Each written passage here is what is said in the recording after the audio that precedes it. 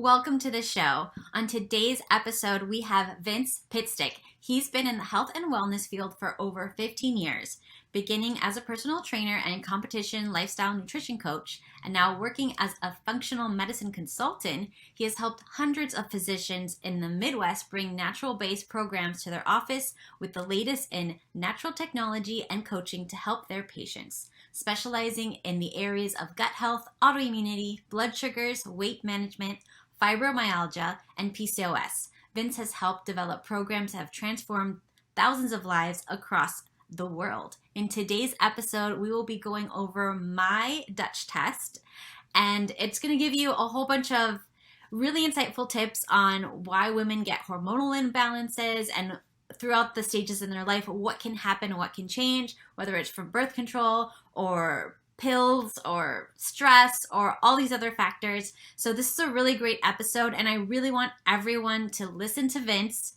And after you listen to this episode, please consume all his other content because he has some great informative videos out there that everyone should just watch. If you have hormones, you need to watch.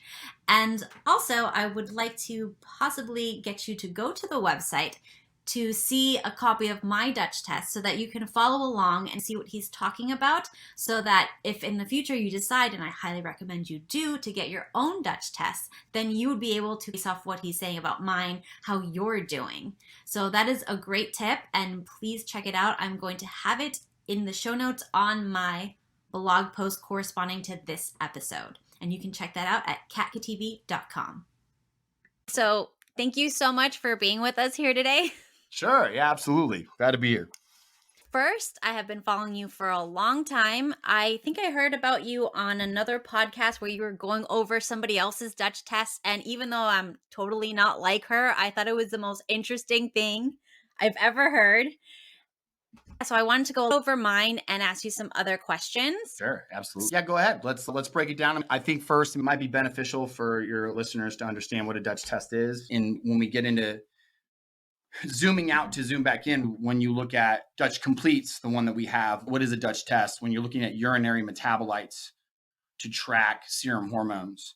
And it's an important feature because just tracking the hormone itself leaves a really incomplete picture.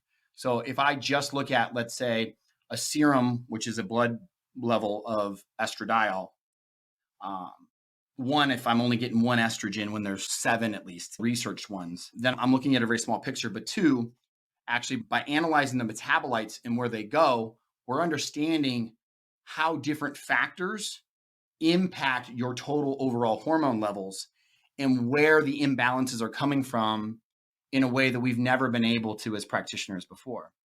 Urinary collection of hormones has actually been in the field of science and research for over 30 years. It's well documented. Many people won't know about it because it's not what insurance companies pay for, nor is it something that has been, it's in the science and research division, but it is not in the medical colleges and in your normal continuing ed, upper graduate like programming that you would ever run into as a practitioner. So it would be something that you would have to go outside additional education to get. And so it's a blend of looking at all of your stress hormones, sex hormones, and some of your neurotransmitter precursors, and how do they all come together to create many of the symptoms that most people feel on a day-to-day basis. It's superior in so many ways to blood work and allows us to really look at the unique complexity of a woman where serum blood work does not really do. Although serum has its benefits, I don't mean to downplay its importance in other areas. But when it comes down to what women's issues usually are, it's a hormonal chaos, and things are not even and sensitive and in alignment. And just like an alignment on a car, sometimes if you just look at some base numbers in blood work, you're not going to figure out how to fine tune something back into a smooth transition, smooth rotating system. So that's why we look at Dutch tests. And right now I've got Katrina's Dutch test, and we're going to talk a little bit about her symptoms, and then I'll be able to translate her symptoms to many of the things that we're seeing in the Dutch test. So I think that hopefully that helps cue up your listeners. Yeah. And also I want to say there's some doctors that I found online, especially that that say the Dutch test is garbage, don't go for it, that I can tell what my patients have just by looking at them. And what do you have to say about that? Yeah. Most physicians that say that are unwilling to stay a student. And when that happens, medicine moves at the speed of light. And if you don't stay a student, you become a dinosaur, just like the information you read in college back in 1982, which is exactly why we still use 1952 to 1960 research on cholesterol to decide whether you're going to have a heart attack or stroke or not.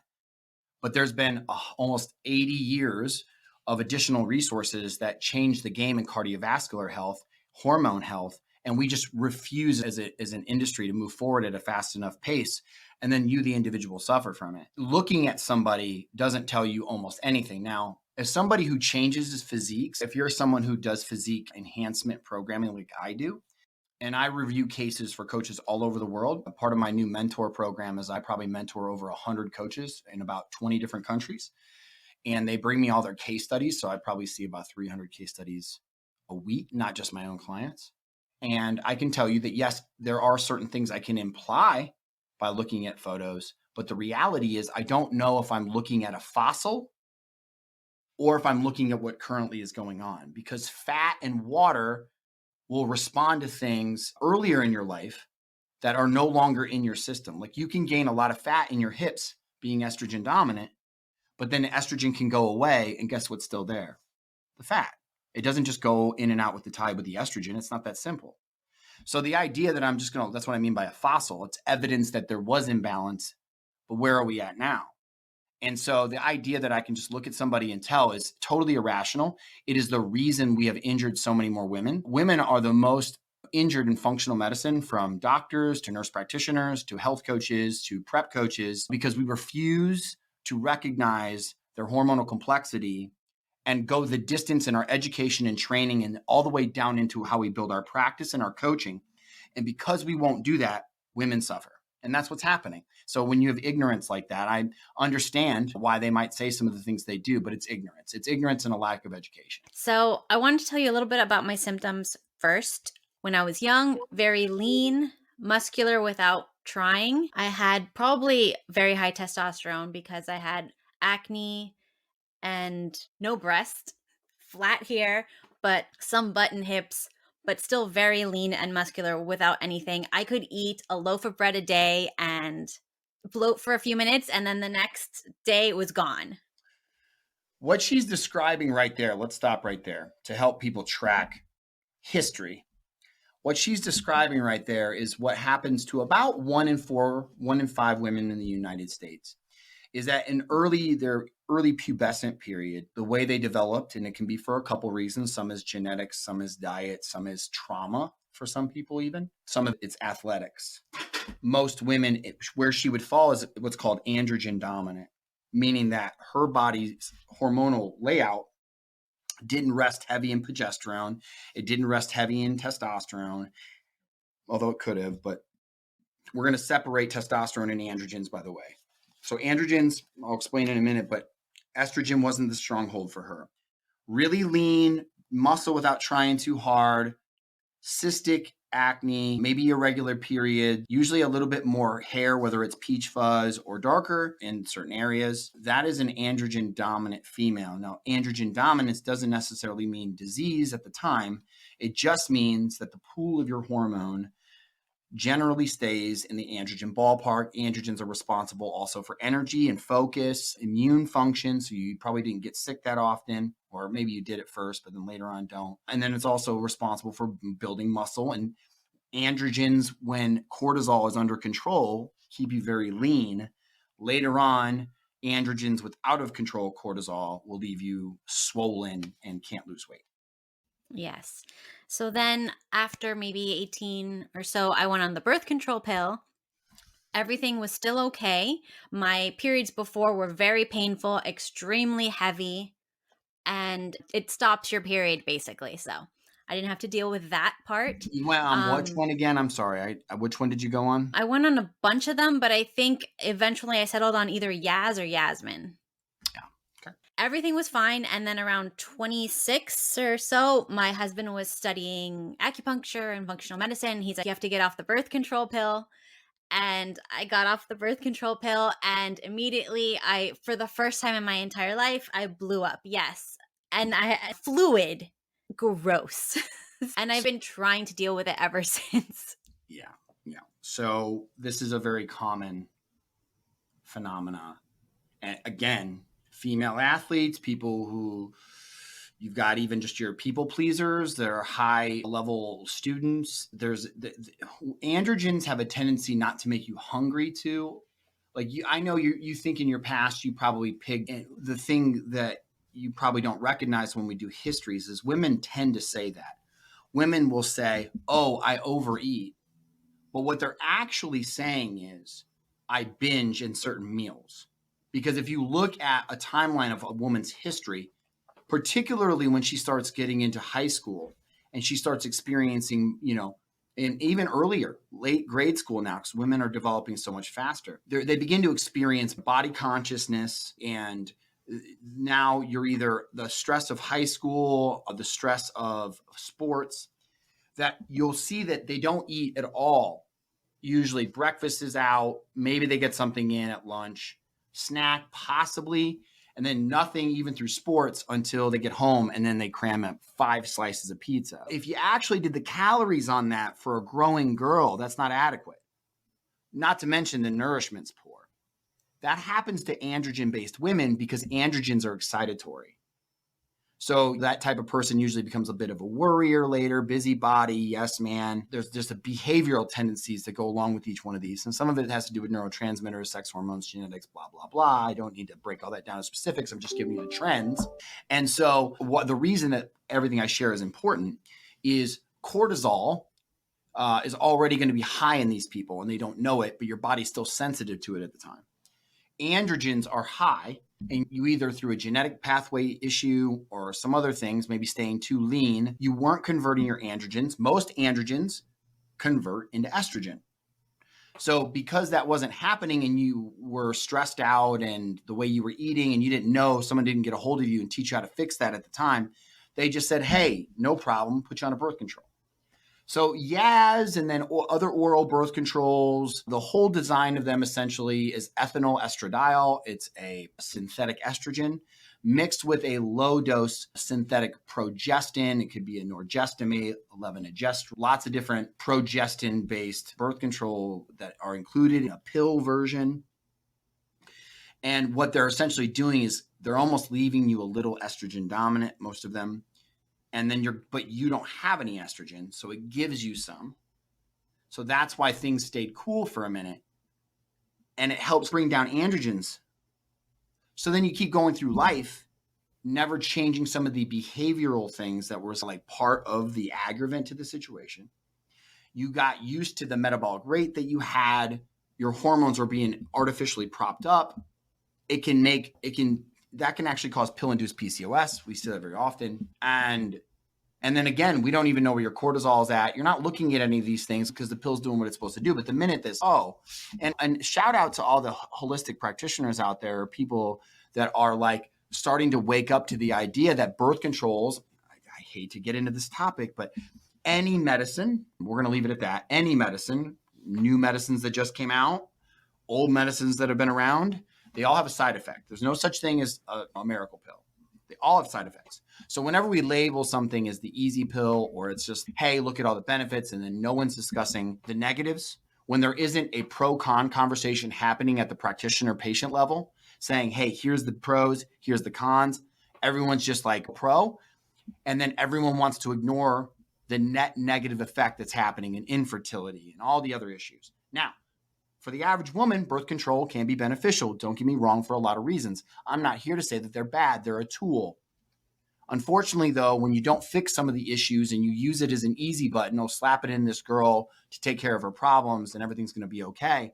No, what happened was you took an imbalance and you shoved it down the road.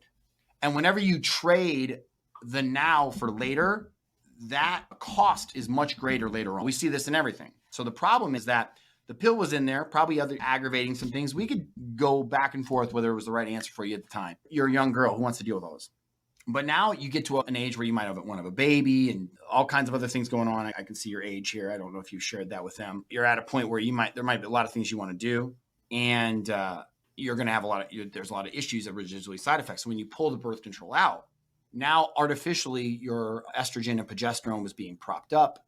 Your cortisol stress patterns are still going to be the same because we tend to they just get worse as we get older. Actually, they don't get better for most people unless they go through a lot of work through lifestyle change and psychological, whether it's therapy or learning how to deal with mindset, meditation, spiritual work, whatever.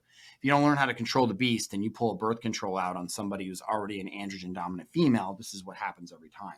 So shout out to all the holistic practitioners who are learning about birth controls, but just straight pulling it out, terrible idea for somebody that's been on one for longer than 7 years. You have to have an action plan. And these doctors that just pull birth controls out, switch them up, do all this stuff. If you look at the trend of birthing age females on birth control, 98% of this last generation X or whatever, we'll go from there. There's others, but have been on some form of birth control. And then if you look at the rates of certain diseases like infertility, obesity, autoimmune disorders, PCOS is the fastest growing female condition in the United States. How is that possible when 98% of women have at least at some point during their birthing age years been on birth control? How is that possible? It's because it's not defending against it all the time. It's adding to it. And there's not enough progressive long-term studies being done to look at these things because everyone looks at birth control like a miracle. So no one wants to look, right? Nor does the industry, because it means that men are going to have to come up with a solution. And men have constantly slowed and dragged their feet at looking for a male-based birth control. It's one of the greatest sexism issues of our time, and nobody talks about it because we're so busy running around dealing with everything else. But women carry the burden, and no one talks about it. No one talks about it. Of course they don't. But it has a negative effect on women. You can manipulate men's hormones with way less side effect and consequence than women, but we don't do shit about it. And it's incredible to me that nobody recognizes that problem. Nobody says anything. We talk about some other things that don't affect almost half the 1% of the population. We're all worried about that. 51% of the population, and we don't want to talk about it. I just can't. It's beyond me. Anyway, so that's your journey of how we get to this place where birth control comes about and then I just swell up like a fish, a puffer fish, right? Yeah. So I did have a child about 8 years ago. I was fine. I didn't have any infertility, thank God, but I did have toxemia towards the end. I don't know if that's related to anything or just something that happened randomly. It's possible. A couple things could happen there. Yeah, and since then I've just been blowing up progressively despite everything. And I've had many people on my podcast, obesity doctors, other doctors that specialize in PCOS. I've had nutritionists and so many things. And I'll always go, okay, I'll do what you say for a couple, 6-7 months, a year even. And it's more restrictive. And I feel like every time I stop, you get worse. It's not getting better. And then when I stop doing what they're saying, I blow up even more. Right. So exactly. And the whole thing is the reason, and this is, I don't know how this is going to sound and I don't care. The reason that I'm the best in the world at this and why I built the largest health coaching company in the United States, globally trained hundreds of practitioners, is because we decided that the data wasn't sufficient, that we're looking at a subset of females not adequately represented in the research or in clinical data. They're going off medical research. Are you somebody that works out? Not at this moment, but I was doing Orange Theory sometimes. Fit and or worked out or ate healthy, things like that. I want to say always, but no. But for the most part, yes. You're saying I want to say always. I'm not talking about 3-month increments in between. Generally in your life, if you lean that way. Yes. Okay, so you already aren't in the research. Do you know that 98% of research done on females don't eat clean and don't work out? So how the hell is anyone going to be able to tell you how your body's going to respond to something that when they're looking at data of a population that you don't represent? This is the problem. This is what I mean about what's going on in the industry. The lack of evidence and education based on other demographics, other lifestyle choices, because the things that you do to your body over time make your body adapt. You can't just pull 9,000 women into a clinical trial on something and not know the lifestyles that got them where they're at. Let me give you an example of two women could have high glucose levels, okay? Maybe their fasting glucose when they wake up in the morning is 100, okay? One woman sat around and ate bad and never worked out. Okay. That's classical hyperglycemia. Non-classical hyperglycemia is women who overtrain, stress, worry, undereat, have some residual inflammation from stress, not from food. So if anything, they undereat. Those same women have the same issue. If you put those same women in a research study, you're not going to solve the problem because they got the problem for two different reasons. How you got the problem is how you get out of the problem. You can't offer the same solution. So when you talk to doctors and you talk to whoever, they're thinking and dealing with medical, standard clinical, population-based reasons why those people gain where they're at. And the problem is you've got to change the paradigm altogether. So for the last 15 years, my team of skilled dietitians has done its own in-office clinical evidence. We have case studied over 5,000 cases. Some of that we plan to take public later, but we're not a research company. We're a doer, right? So we heal people. That's what we do. And I learned that everything that they taught you, if you do it upside down, the exact opposite, because how you got the condition is an exact opposite way as how they think you got it, you'll actually be more likely to have a better benefit.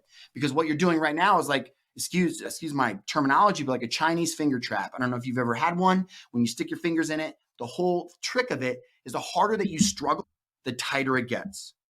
And that's what you're doing right now using other, well, even if they'll think it's not conventional, we're going to call it conventional schools of thought. Any allopathic school of thought on PCOS is or androgen issues, pill-induced reverse metabolic issues. There's no data yet. We're doing the data now because it exists, but they haven't put 200 of you together in a case study. It hasn't happened, or in a double-blind placebo-controlled study. You are not adequately represented in the population. So if you continue to search where there's some big data to give you the evidence that you're looking for, you're not going to find it. And that's where most people who sit in the functional gray exist. They're lost. All conventional means are on populations of people that they don't represent. So they get put into treatments that's like fitting you in a size 7 shoe when you're a 9. Does this make sense? Right? So Yes. That's why nothing you've done in the past works. We have a 92% success rate for PCO or androgen-related issue, pill-related issues, which is 5 times what any of the industry is. The only difference is we're a health coaching company. We deliver it differently. And that's how you got to do it. You can't with these kind of programs, like give them something, say, see in 3 months, and it has to be a combination. So I see already, if we look at your protocol, there's a couple things going on in your Dutch test. There's a couple things where I'm going to recommend. In functional, you do foundational, like nutrition kind of stuff, but you also do the physique enhancement. So you're changing the training and how you do it. And you got to manipulate every tool, training, nutrition, stress management, lifestyle factors, rest, supplementation, all of it is a tool that needs to be dialed differently based on the person's condition. A doctor doesn't have all those tools. A dietitian doesn't have all those tools. PCOS advocate doesn't have all those tools. You need all of those tools. That's what I've learned, because they all have to be changed in order they got to get in sync.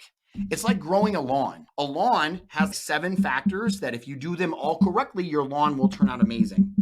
You could have 6 of them, but not get one, and you still have a shitty lawn. Excuse my French. So then you're confused about what did I do and what did I do wrong, because the answer came out the same no matter what. This is the problem. That's why every single tool that a practitioner has at their side, they have to use all of them, and they can't be limited to one thing. You can't have a doctor that just does birth control or medication. You can't have a dietitian who only does food. You can't have a PCOS advocate that only uses certain stress management tools and their standardized diet and a couple supplements. It doesn't work. Not long. I call PCOS because it's androgen-related conditions. And I also wanted to say that I am now on spirulactone to lower my testosterone, 25 or whatever it is. And Let's be clear. It's not for your testosterone. It's not? It's for your androgen. It did work with the acne. Yeah, that's androgens. That's not testosterone. Women have a miscommunication. Testosterone helps you hold muscle. It's good for sex drive, vitality, memory, energy, those things. Androstenedione and its metabolites, androsterone and etiocholanolone, are responsible for the cystic acne. So here's the deal. You just said it. So here's the caveat for all your listeners at home. Nutrition Dynamic has a medical team now, and you get seen virtually. So the doctor comes in and follows our protocols. We work with them. They're actually part of our team. So like we would have the doctor that would give you the prescription that knows we're doing what we need to do and that would get you off or give you anything else you need while you're here. That's within reason. So that your doctor, your nutritionist, and your system are all they're talking all the time. Everyone's in congruency, and because your program's going to change over time. And if you got to go deal with 3 different doctors as things change to try to change things, it's a nightmare. In cases like yours, you need a dietitian, you need like a lifestyle coach, you need a doctor. That's the whole problem, is that when you go to any one of those, it's not going to work. You got to have all of them, and they got to be talking together. That's why we're different, because I see the problems. I see the challenges. So even people that are well-mannered that say, oh, I know how to deal with PCOS. If you don't have access to the medical, the labs, the tools immediately to run congruently with your care, you're not going to be as effective. For example, for your case, 100%, we would start with some spirulactone to reduce the pressure that your androsterone, you are 5-alpha dominant. That's always means that some things with hair, acne, things like that are going to come up, although you can build muscle. The problem is androgens will leave your blood serum glucose high, whether you know it or not. If you go and check your glucose, if you know how to use a monitor, and then I'm not talking about a 12-hour fasted, there's no point in checking. That's looking for disease. If your sugars are still way high 12 hours fasted, you got a bigger problem. I'm talking about 2 hours after you eat food in what's called a 2-hour postprandial. That reflects more of how much insulin is being released, how much inflammation is in the system, and how well your body can reestablish glucose balance after it consumes a meal. That's what you want to know, because that's what defines dysfunction, not 12 hours. 12 hours is way past our window to know, are you going to gain weight from this food? Are you healthy? Are you breaking down the food and utilizing it correctly? What's going on? Because androgens raise blood sugars. So does cortisol. So if you don't get the androgen cortisol connection down, your blood sugars will still be anywhere in the neighborhood of 2-hour postprandial of 95 to 105. And that's not cutting it. You're never going to switch from glycolysis, burning sugar, into lipolysis. And that's what happens. Inflammation from high androgens, high cortisol, elevated glucose levels. You keep running on sugar. You don't cut into your fat, even in a caloric deficit. And in fact, when you do, if you do conventional methods, you just stress the body out more. And more stress does what? Raises your glucose. That's why you haven't been able to get anywhere. You can't, your body's in a hormonal storm, and you're trying to bridge the gap like you did with your younger body from converting from a sugar burning state to either reducing calories or working out or using certain things to then moving into a fat burning state, and your body won't do it anymore. And you're stuck and you're swollen. That's what's happening. Has anybody told you that before? Not really. No, actually none. Yeah, that's right. It's always like cut calories, exercise more, do HIIT, do this. All of that's wrong. All of that's based on obesity research. You are not an obese person. That's obesity research. That's so old. That's 1930s. This is what I'm saying. We're still talking about research from 1930. Completely intelligent people are just assuming when they look at you that they're thinking that you have what's the word? You're lazy. Oh, just do more. What do you mean? This type of person's already doing too much. You don't even get it.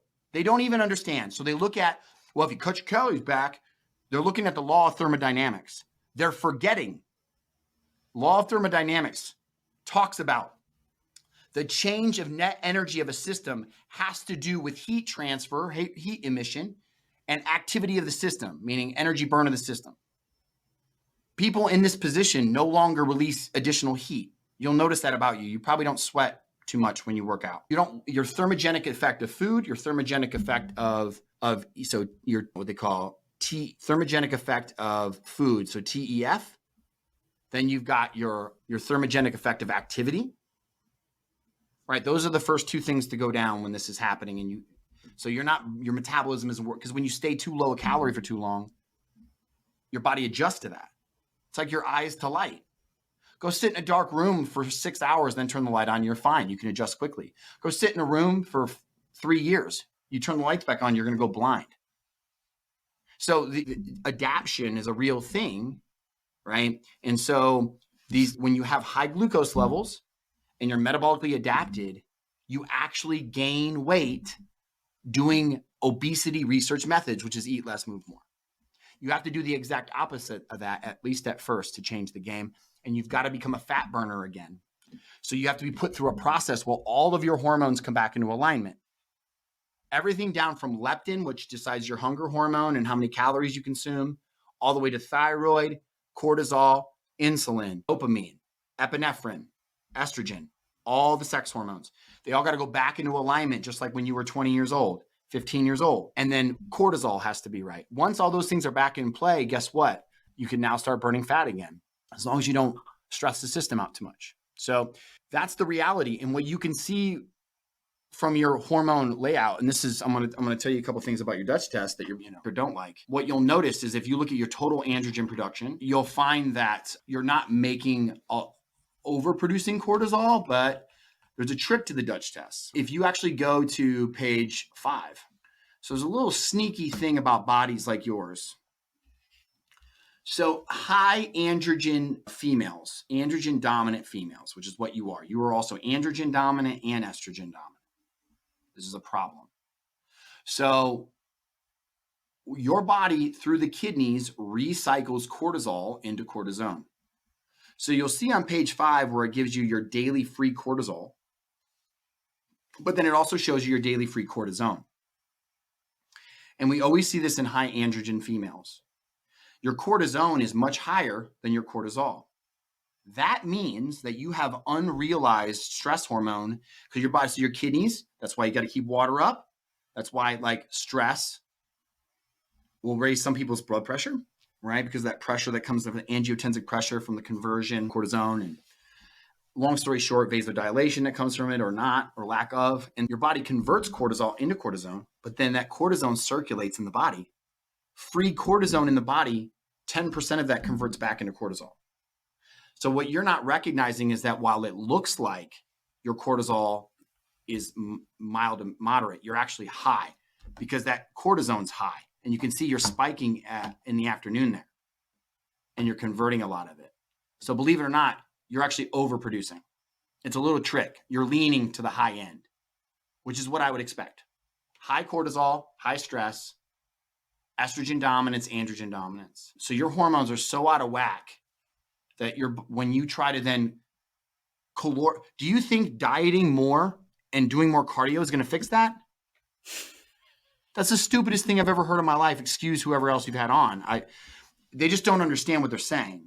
I get it. Yeah. In a perfect world, the law of thermodynamics is perfect. Technically, the law is perfect, but you're not reflecting the change in heat release and the efficiency of a system. Machines break down over time. So they get less efficient and in many cases burn less energy, or they get more efficient, which is another way to look at it.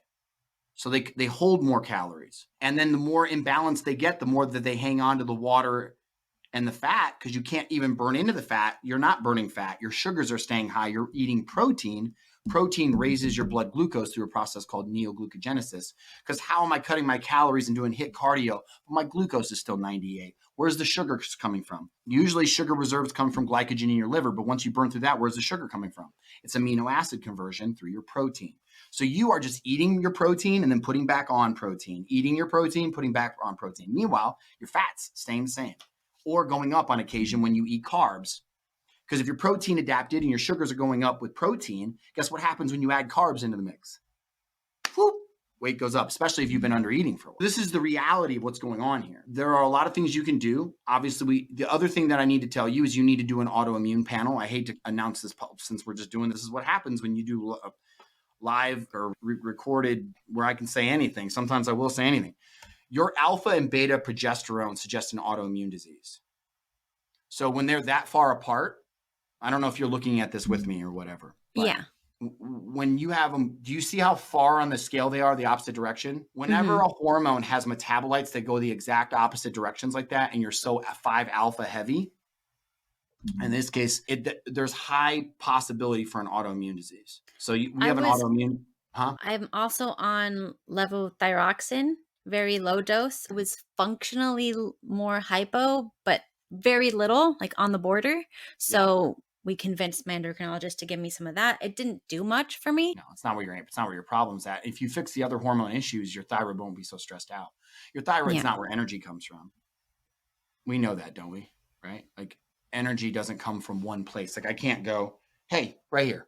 This is where energy comes from here, or it comes from here because here's where your thyroid's at, or it comes from my shoulder. No, it doesn't.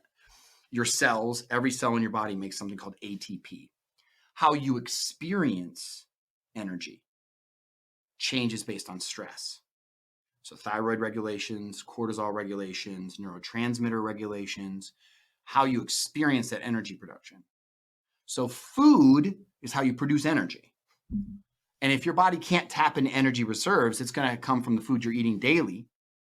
So that's why food has to go up for a minute, get your hormones back in place. Then now you've got enough energy, and how you experience energy is balanced. That's how things have to work. And majority of my peers don't understand this yet. But that's okay, because Nutrition Dynamic is the global leader at this point, is going to continue to grow. And eventually we'll get this information out to everybody that needs it, because this is what everyone needs. Most people, if they came to our program, we could make 50% better in 12 days just by doing the exact opposite of what clinical research shows, which is why I'm such a proponent of clinical evidence and not research, clinical evidence over research, because clinical evidence, meaning in-person activity, you can get smaller populations. I've worked on your case 5,000 times. So what my opinion on like your specific set of conditions is worth 5 times more than 30 years of data that's collected, that's not adequately representing your population. Does that make sense? That's the problem. Yeah. So what kind of autoimmune diseases? I don't have Hashimoto's because I checked for that already.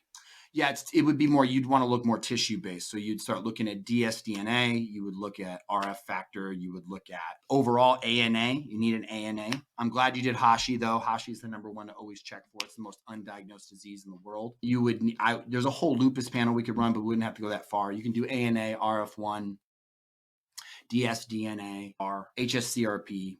And then if you run that as a panel, just as a quick snapshot, just to make sure nothing's in there, because that can be another reason why you're not getting the results that you want and feel tired. Most people, half of people in the world who have an autoimmune disease don't know they have it, because it's growing over time. So it's something we would want to look at. With that 5-alpha preference, you're going to want to keep track of some blood work. You're going to want to look at insulin, glucose, those kind of things, because you are on the borderline for potentially getting PCOS, adult-induced PCOS. I don't think that's going to happen here. I think we're okay. You've already had children, so that's not going to matter too much. And if it was easy to have children with no problems, you don't fit some of the other diagnostic criteria. Your sleep is absolutely horrendous, meaning that like your melatonin hormone levels are staying very low. I suggest using liposomal relax. It's our liposomal melatonin version. Liposomal melatonin, most people take melatonin, just knocks them out, does crazy stuff to them. You can use a little bit of like a liposomal version, and it doesn't do that. It's fantastic. That's what my company makes, New Ethics, my supplement company, New Ethics Formulations. I would start taking that, and it's got GABA in it too, because you can't take oral GABA. Your stomach just doesn't absorb that. So yeah, I find when I did the test, I had insomnia. I don't know why. I think I had anxiety about taking the test. I don't know. But again, I don't think you may have gotten anxiety about taking the test, but the reality is that you're always a little tense. You're always a little stressed. You just don't notice it on a day-to-day basis. That's your norm, to be tense and stressed out. Yes, probably. So that's still there. It just was worse on that day. It doesn't mean you had one day of anxiety. People who get one day of anxiety, they have more than that. But you'll notice how your dopamine and norepinephrine levels are low too. So you're burnt out. So you're actually tired and wired. And so what that means is that you need some neurotransmitter support would be very beneficial. B vitamins, somewhat okay. So what I recommend for people that are low dopamine, I recommend pulsing like L-Dopa. So L-Dopa is a really good product. You dose 3 servings of L-Dopa for 4 days out of the week, and you'll notice better focus and attention. Keto salts are really good for that as well, like pre-workout. So those are some great options. Mediterranean-based dieting right now, there's so much more we could discuss, but the reality is you got to get your hormones in balance, and a Dutch test helps us sort through all that and get you on the right track. And then you got to change like your eating, and there's processes for that, but you'll check your glucose and you're going to find it's high. So I've checked it and it's always been low. For example, I'll eat rice chicken and maybe salad. And then I'll check my blood glucose and it'll be really good. And my husband's like, how is this possible? You ate all that rice. What does that mean, really good? And when do you test I it? don't remember the exact numbers, but he does functional medicine. He's just starting and he's just like shocked. And Did then you? I'll eat a potato and then it'll go sky high. Yeah, that's what I'm saying. So the difference between a potato and depending on what's in that potato and the inflammation that it caused, you could be having some food sensitivities. As they do when you're eating it, what your proportions were, and your glucose will do that throughout the day. One meal doesn't do it. You've got to do a specialized testing where you look at glucose throughout the day, 2 hours after every meal, and you're going to see what I'm talking about. It's always there. I don't miss. Okay. Yeah. I don't miss. This was great. I hope it was really informative for your followers. I hope this really helps them understand. And hopefully you'll put your Dutch test up because I don't know. Yes. Yeah, so they can see it maybe on your screen as you're going through it. And I think some of these keys will really help you just highlight. So I'd love to have you back another day to talk about other issues that I don't have. Endometriosis is another one a lot of people have. Well, that's where this comes into play, back in those androgens again. Yeah. Yep. Yeah. So endometriosis has high androgens? Huh? Endometriosis has high androgens? Typically, yeah. Really? I thought it was just estrogen. No, so the estrogen's usually already modified low. So any variations that go up a little bit or down a little bit affect endometriosis because it's so sensitive to it. But it's an androgen-based condition. So if you did a Dutch test on all endos, they're high. Okay. Yeah. I'm going to see if I can get a Dutch test from one of... Oh, you have a bunch, right? Could you like bring on maybe an example from someone with endometriosis? Because I'd love to see how that's different. Get their approval, not a problem. Absolutely. You don't have to say their name. Got it. We just have to blank them out on the screen or something if you're going to show it. Yeah, no, this is great. This is wonderful. Excellent. Okay, thank you so much for your time. And I'm going to put everything in the show notes. And you have a podcast out now. What is it called? Yes, E3 podcast with Biggest Loser coach Erica Fitlove, who's also now moving over to TLC. And it's an inspiring podcast about all things health. And then you can also check out, I do long form content on both YouTube and Instagram. And hopefully you guys can get more educated as science moves along from our clinical expertise. So we're here to help change your life, change the industry. So come along for the ride for anybody who's listening. Thank you so much for your time. Thank you. Awesome. Great. Thanks a lot.